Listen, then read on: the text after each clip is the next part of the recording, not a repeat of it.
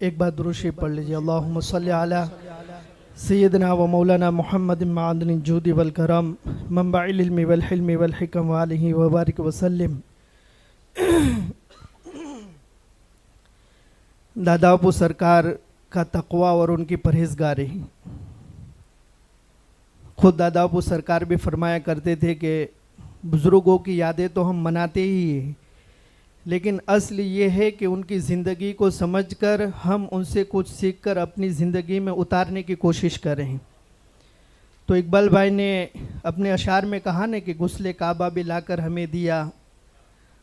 तो एक बात अभी करीब में सिद्दीक भाई बाबला ने अपनी आँखों की देखी हुई, कानों की सुनी हुई बताई और दादा की बारगाह में पेश किया उस बात को। तो दादा ने फरमाया कि उस वक्त मैं खुद भी बाबा के साथ हाजिर था। तकवा और परहेज़गारी का आप अंदाज़ा लगाए कि अल्लाह के घर के अंदर जाना है, उस घर को गुस्ल देने का मौका हासिल करना है। कैसी मुबारक घड़ी, मुबारक जगह और नेकी हासिल करने का एक मौका कि उसमें इंसान सब कुछ भूल जाता है।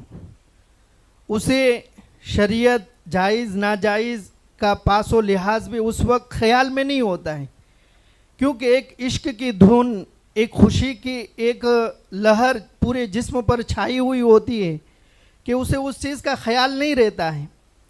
लेकिन जब बाबा के खाना काबा के अंदर जाने का मौका आया और बाबा के हाथ में, अब काबा शरीफ के अंदर जाने के लिए तो स्पेशल कार्ड बनते हैं और वो कार्ड जिसके पास हो, जिसे दिया जाए, वही उसके अंदर दाखिला हासिल कर सकता है।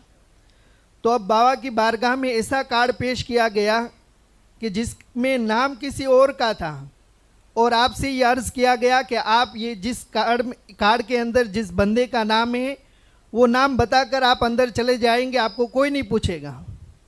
बाबा एक तरफ सुतून के सहारे खड़े हो गए और ज़ारो कतार रोने लगे और फरमाया कि मैं खुदा के घर में जाने के लिए झूठ बोल कर जाऊँ, खुदा के घर में जाने के लिए मैं झूठ बोल कर जाऊँ कि मेरा नाम ये है, ये मेरी ज़ात को, मेरे दिल को हरगिज़ गवारा नहीं है।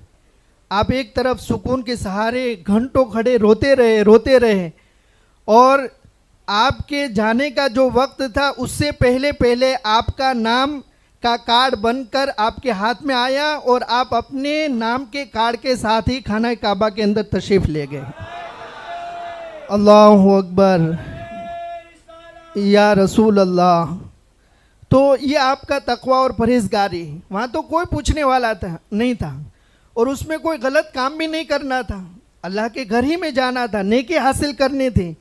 लेकिन इससे हमें बहुत बड़ा सबक मिलता है, बहुत बड़ा दर्स मिलता है कि जहाँ आज हम दुनियावी मामलात के लिए झूठ बोलकर, कारोबार में झूठ बोलकर और लोगों को धोखे में रखकर, लोगों को धोखा देने के लिए तरह तरह की इस चीज़ों को अपनाते हैं, ऐसे लोगों के लिए, ऐसे मौक़े में हमारे लिए दादापू सरकार की ये बात कि खाना काबा में जाने के लिए भी झूठ को रवा नहीं समझा, ये एक बहुत बड़ा सबक है।